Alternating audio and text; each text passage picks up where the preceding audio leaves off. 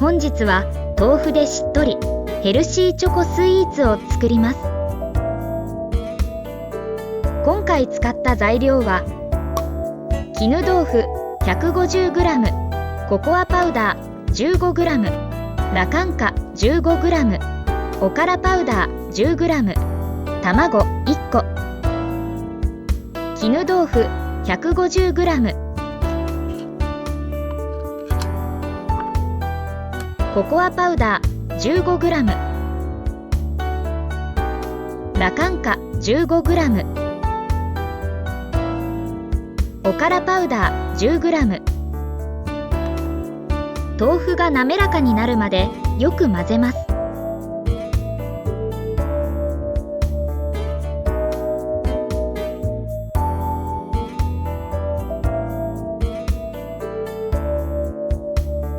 卵1個、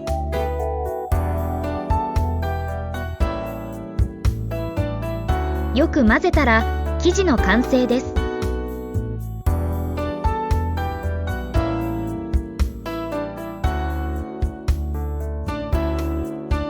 クッキングシートを敷いた容器に生地を入れます。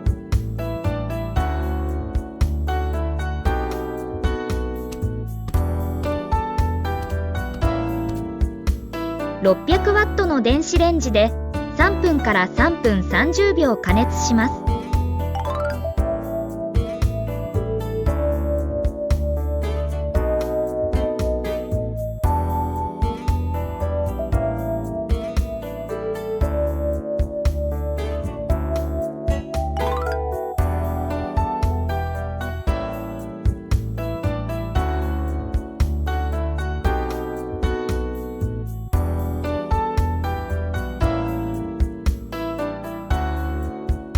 豆腐でヘルシーガトーショコラ風の完成です。